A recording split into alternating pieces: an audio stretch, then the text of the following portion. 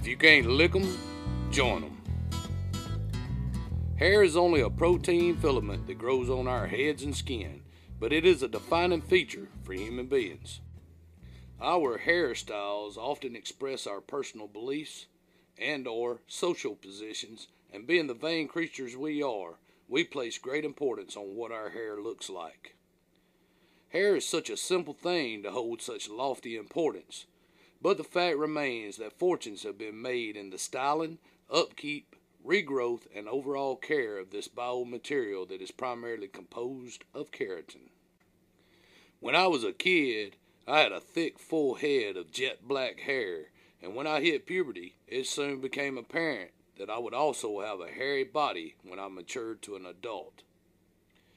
Growing up in a Baptist home in rural Georgia, I never had a chance to enjoy my mane, for it never got long enough to be of much consideration. The preacher man never said it was a sin for a man to have long hair, but he definitely implied that it was sinful when he quoted 1 Corinthians, where it actually says that it is a shame for a man to have long hair. For that reason, I found myself often in the barber's chair of the one-armed man.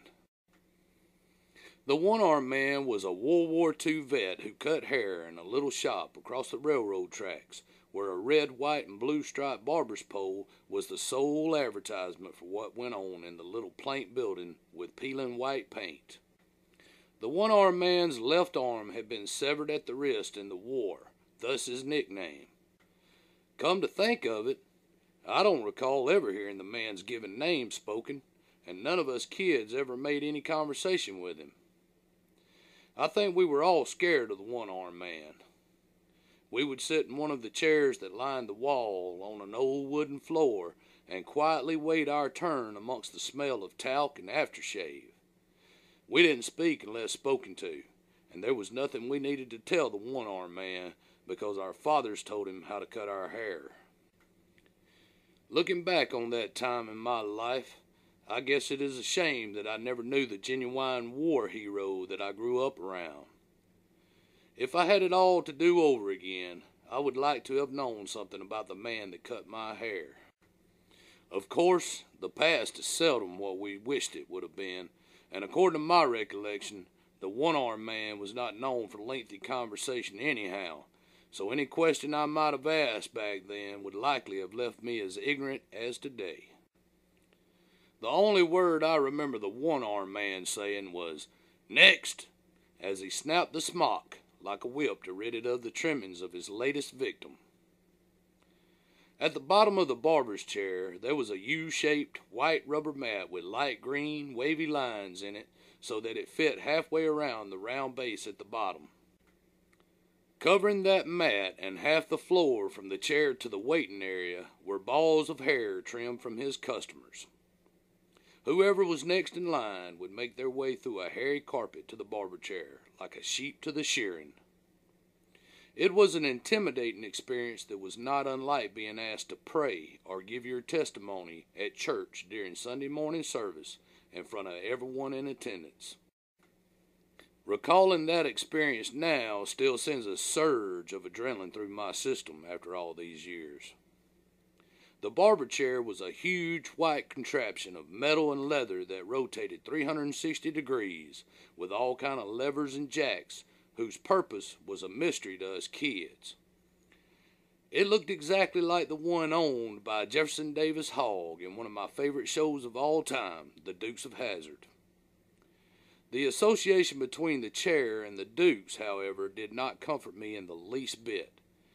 It was like climbing a mountain to get to the top of that thing, and during my younger years, there was a wooden board that was put across the armrest for me to sit on so that it wouldn't be swallowed by the huge beast of a chair.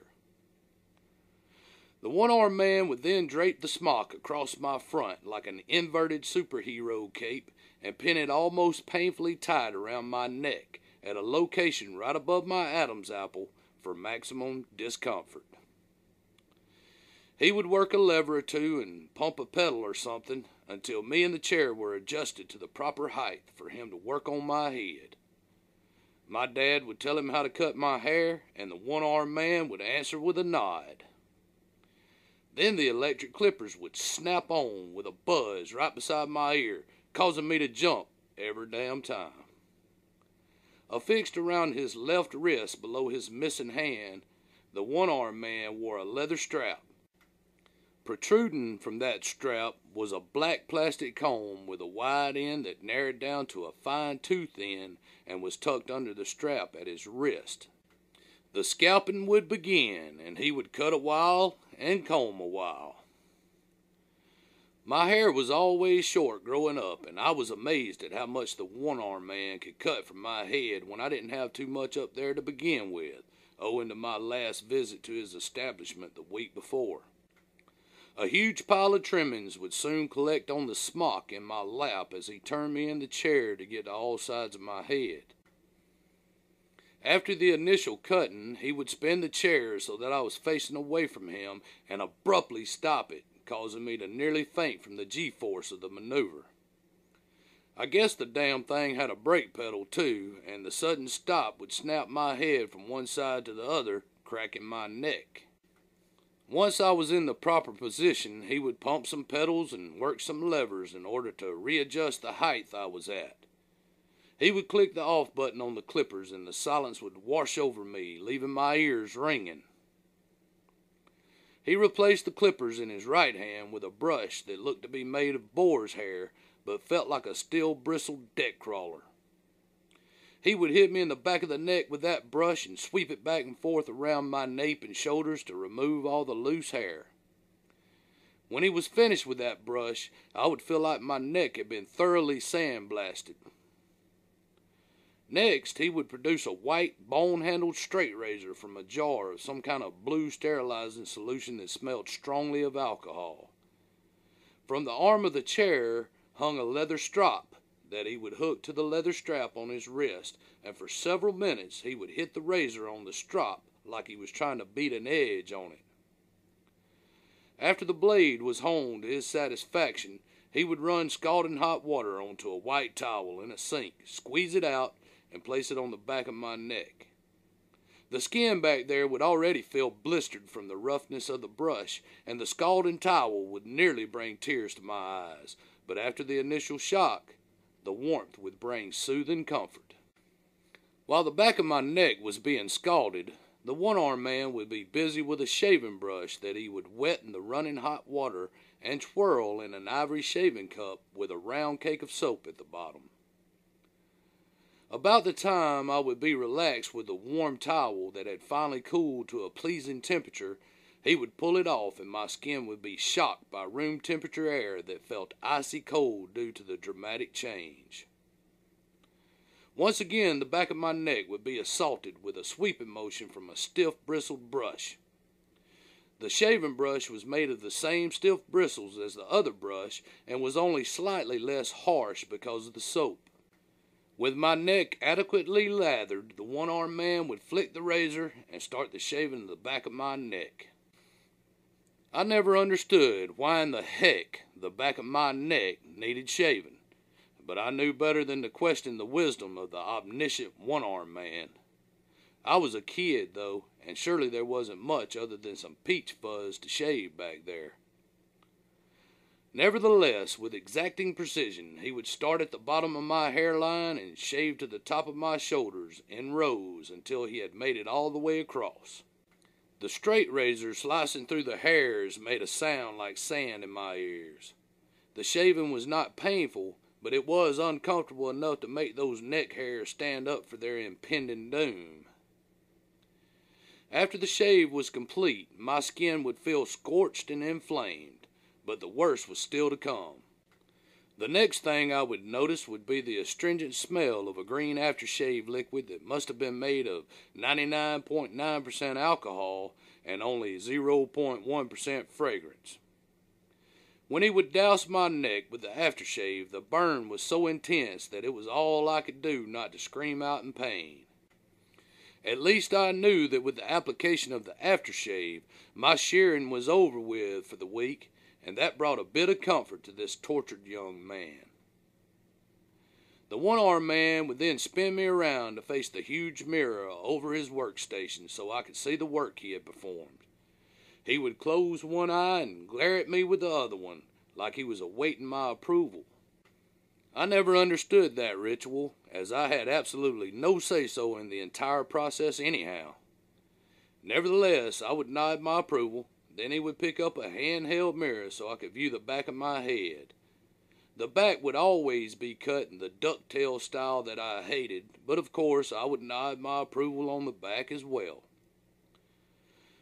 My dad would pay the man $1, and the one-armed man would stomp on a pedal that would send me and the chair flying downward like an elevator with a snapped cable. My nose would end up where my butthole had just been. I would be weightless until the free fall ended with a slamming stop that would leave my stomach and its contents in the back of my throat, threatening to spew out my mouth. Mercifully, the one-armed man would finally free me from bondage and would release the yoke around my neck, snap it, and yell, "Next!" I would climb down from that mountainous chair and hit the door as fast as I could, thankful to be released from the torture chamber once again. As soon as I was outside, the breeze would blow through what was left of my hair, and because it was so short, it always tickled my scalp. Standing outside by the railroad tracks was a refreshing experience. I felt good, I looked good, and I smelled good. All the pain of getting a haircut was forgotten in that instance, much like the pain of childbirth is forgotten when a mother holds her newborn for the first time. Along about the time I reached the age of 14, something weird happened. I started growing hair on my face. I think I could have grown a full beard by the time I was 16, but I wasn't able to test that theory either. When Sunday morning go-to-meeting time rolled around, I was always clean shaven. I was allowed to be scraggly all week long, even for Wednesday night prayer meeting, but Sunday was the Lord's day and I had to be freshly shaven in order to remember the Sabbath and keep it holy. Now, being a child of the 70s, everyone I looked up to had long hair and beards. I had several uncles that I thought walked on water, and they were hippies. In addition, I had discovered outlaw, honky-tonk country music, and I wanted to be like Waylon Jennings and Hank Williams Jr. I tried my dad only once with growing a beard. He allowed me to go to church one Sunday morning unshaven. I will spare you all the gruesome details, but when I went to church that Sunday night, I was clean shaven and committed to never test my dad again on his resolve about my facial hair. For the record, my dad wasn't a total asshole.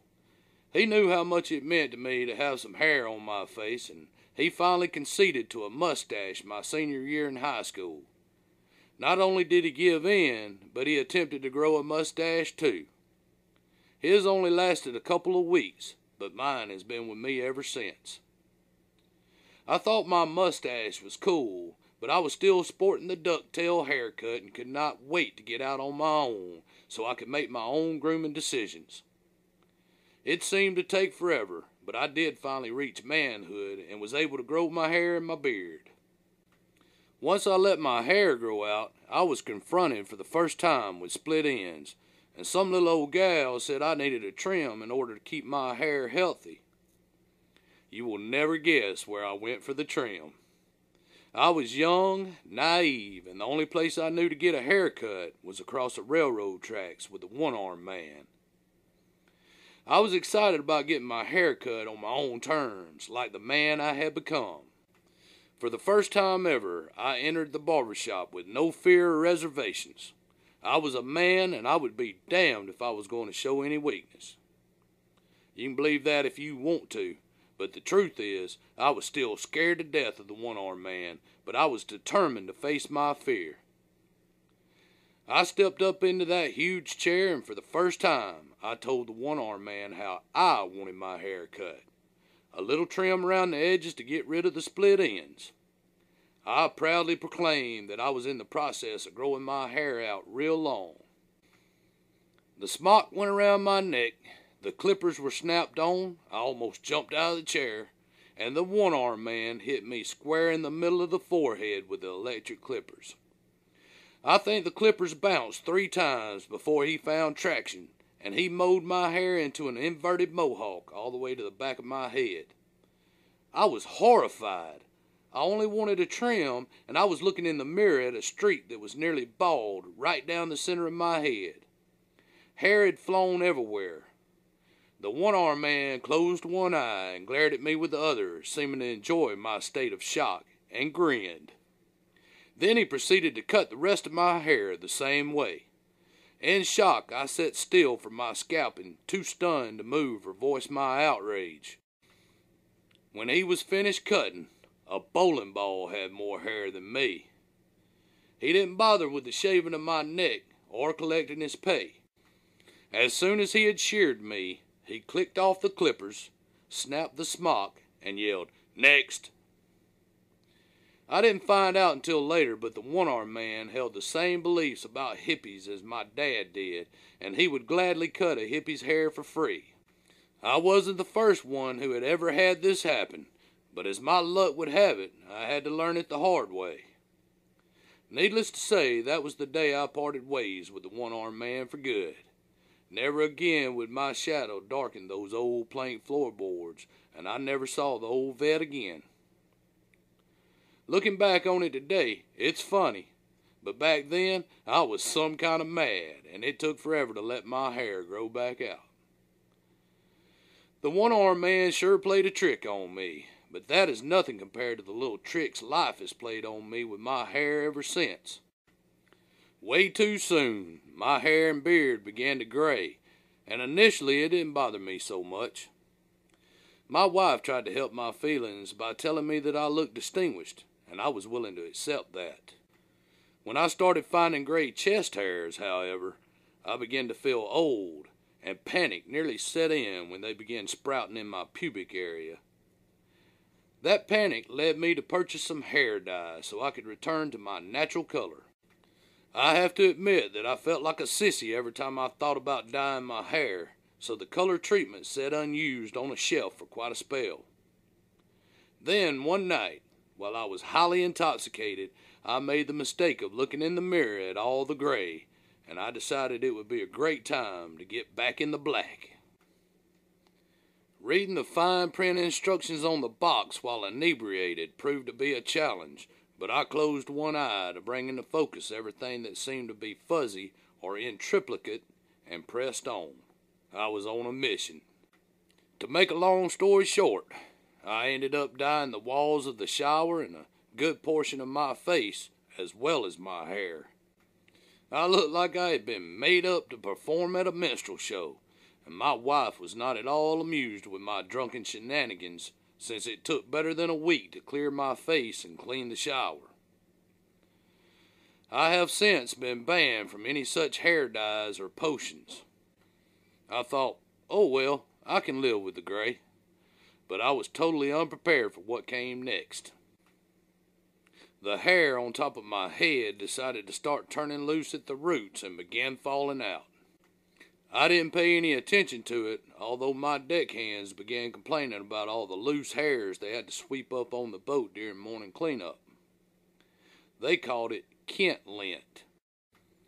My wife made some comments about me getting bald, but I thought she was only picking on me because I always joked that all the AARP junk mail we received had her name on it.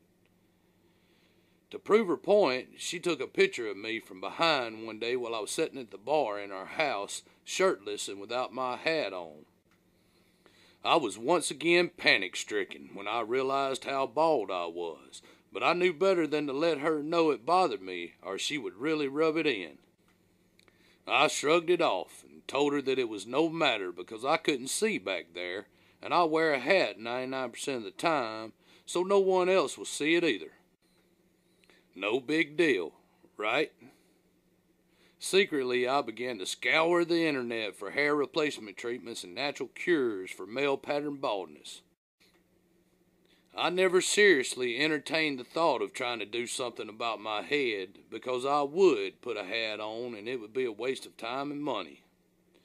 Still, I couldn't help but feel that I had been cursed in some way.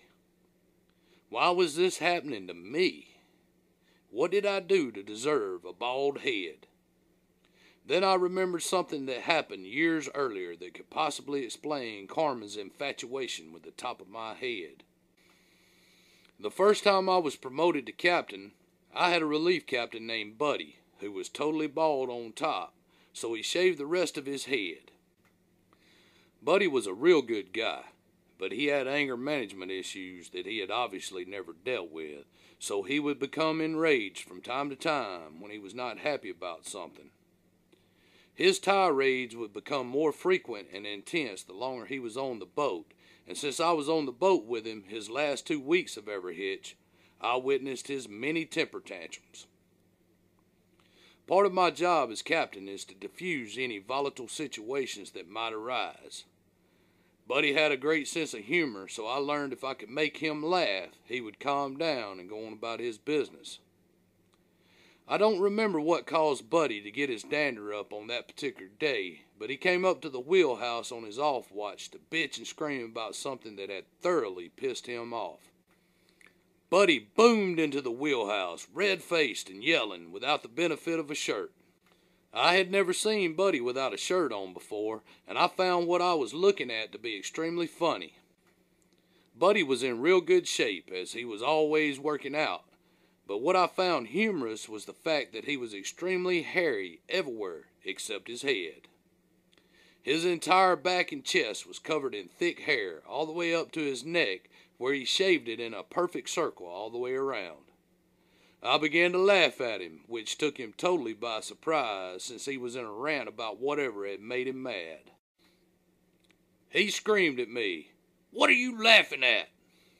He looked like a bald-headed Sasquatch standing there, which made me laugh even harder. When I was finally able to speak, I said, "Look, Buddy, all your hair ran off your head and down your back to get away from your face. Ha ha ha!" I thought my witty little joke was funny as hell, and I laughed like a madman until I saw Buddy's reaction. His face went from red to purple, and he dropped his eyes as a look of pain and torment washed over him. He turned and quietly walked back down the steps. I had successfully distracted Buddy from his bluster, but at what price? It was my intention to make Buddy laugh off a capricious situation, and I had succeeded in calming him down, but I had hurt his feelings in the process. As long as I had worked with Buddy, I never knew that he was extremely sensitive about his baldness, or I never would have mentioned it. It took Buddy a good while to get over my little joke, despite many apologies from me. I was thoroughly chastised by my conscience, as I never meant to hurt him. Buddy didn't speak to me other than what he had to say for the rest of the hitch. Eventually he did get over it, and we were finally able to go on like nothing had ever happened, but as long as we worked together, I never mentioned his cue ball again. Now, you can see how I had become convinced that life was paying me back for a bad joke in a cruel way by making me bald as well. As if graying and balding wasn't enough, the next thing I noticed was hair growing in places it had never grown before, and in my expert opinion had no business growing in those places ever. Why in the hell do I need hair growing out my ears? It looked like I had caterpillars for earrings before I started cutting, shaving, and plucking all the hair on my lobes. Could it be that all that hair that was no longer growing on my head was growing inwards and decided to sprout out my ears? That situation led to my wife banning me from another product. Do you remember all the great Nair commercials from back in the 1970s and 80s? I sure do. I loved seeing all those beautiful women on TV in short shorts dancing like the Rockettes and advertising Nair. I figured if it would work on all those beautiful legs, then surely it would clear up the hair on my ears without any effort from me. So I secretly bought a bottle of Nair and took it on the boat. The day before I was due off for crew change, I put in earplugs and lathered up my ears with the Nair while I was shaving, and then rinsed it off in the shower. That shit burned like hell, but my ears were completely hair-free, as smooth as a baby's bottom, and I was a happy man. Unfortunately, the burning didn't stop, and by the time I made it home, my ears were bleeding.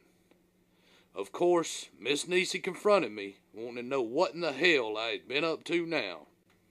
I had to confess, and unfortunately this time I couldn't blame my mishap on the whiskey. My ears bled for days, and she slapped me with yet another law of prohibition. It didn't matter, though, because I had already vowed to never use that shit again anyway. Obviously, women have some tough-ass legs to be able to handle that caustic stuff. Come to find out, my ears were not my only problem area when it came to unwanted fur. Soon I was developing patches on my back, and it was growing out of my nose as well as on my nose. My eyebrows joined forces and became one eyebrow, and my beard stubble began advancing up all the way to my eyeballs. What the hell? I ended up buying every type of razor, trimmer, cutter, and shearer imaginable. I have an extensive collection of hair removal systems, and most boast the claim of as seen on TV. Here's a news flash, y'all. Because an item claims as seen on TV does not mean that it is a high-quality product. I have a bunch of high-dollar junk, and it is still always a struggle to get myself prettied up when it comes time to get ready to go home from the boat.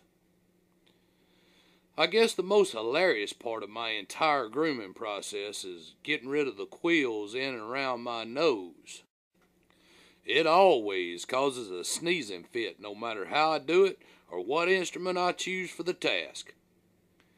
You might think it's funny, but it's not.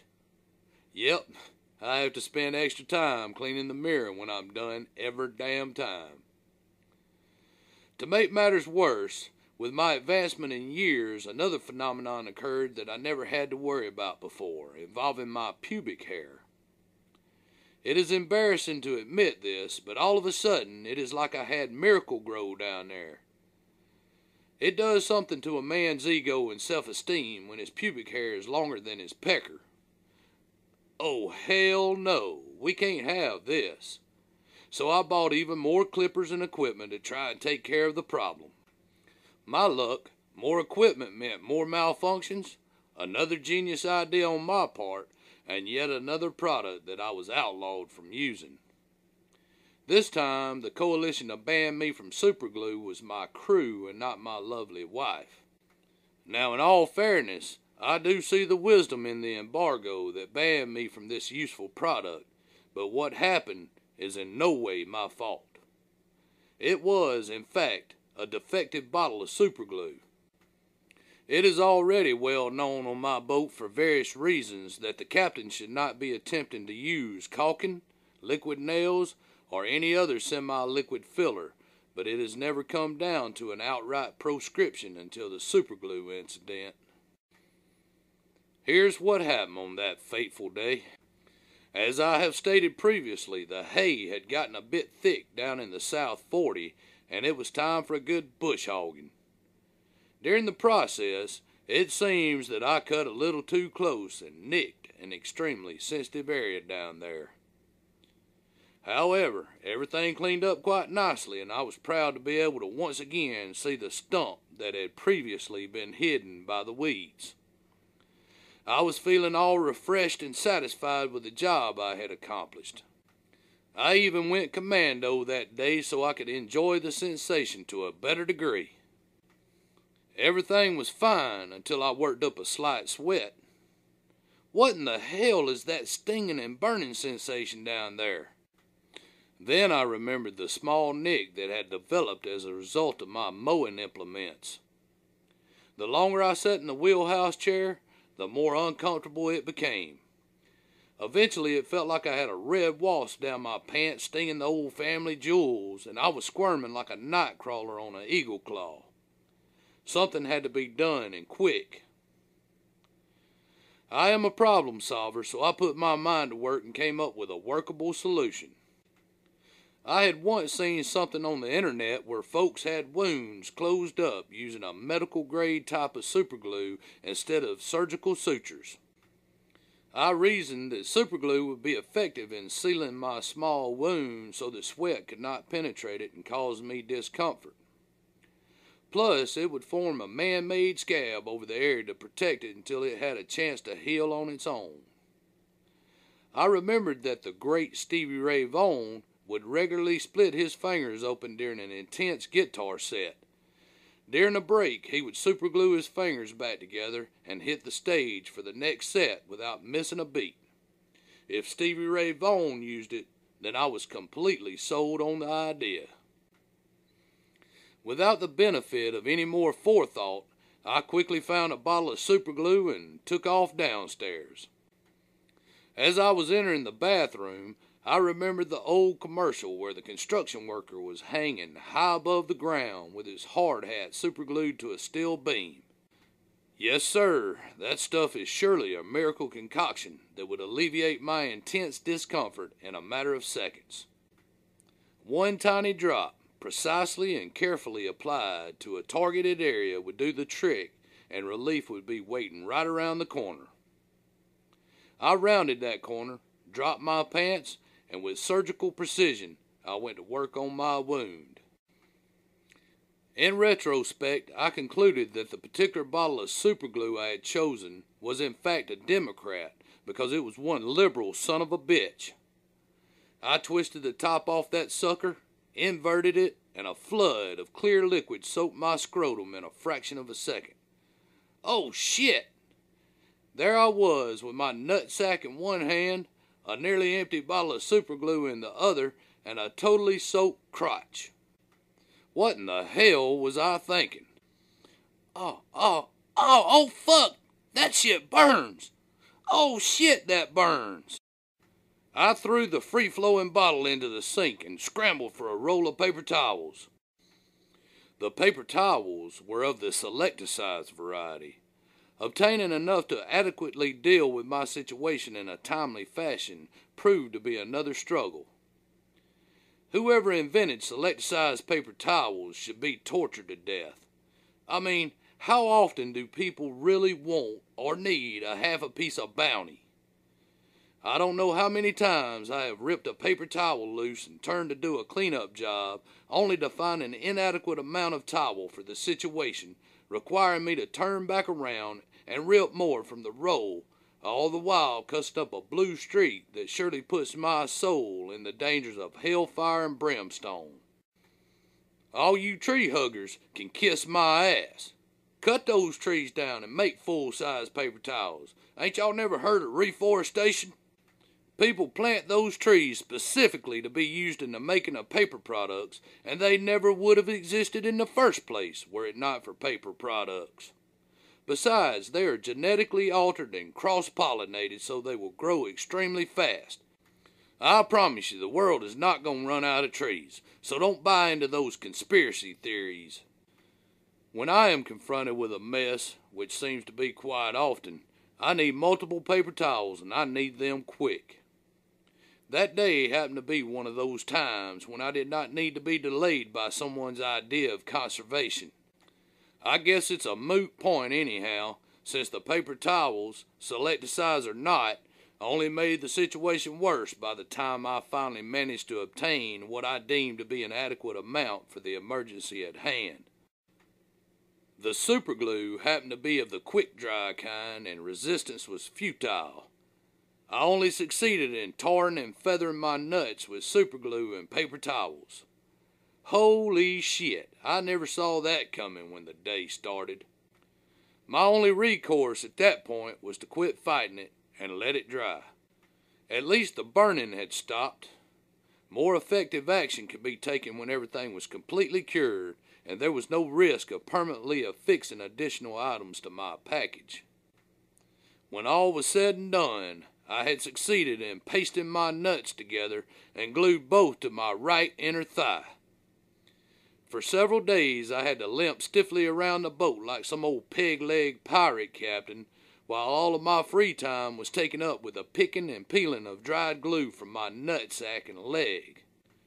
The crew was horrified by what had happened and made the decision that they did not want there to ever be the possibility of an emergency situation that might involve my balls. You never know what type of assistance might be required of the crew when the captain is in a sticky situation. They hid all remaining superglue bottles, and will confiscate them should the contraband item somehow find its way back aboard in the future.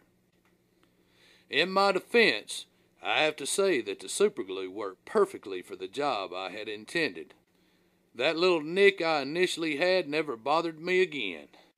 I eventually ended up recovering fully from my injury and went on with my life relatively unscathed, and thus far without Miss Nisi finding out about the events of that day. I still don't go to church, and I haven't had a haircut in many years now. I did, however, learn a powerful lesson. When you are laid up on the porch, nursing your wounds after a particularly hairy situation, remember that a little superglue goes a long ways. And call me nuts if you want to, but if you can't lick 'em, then join 'em. Ouch.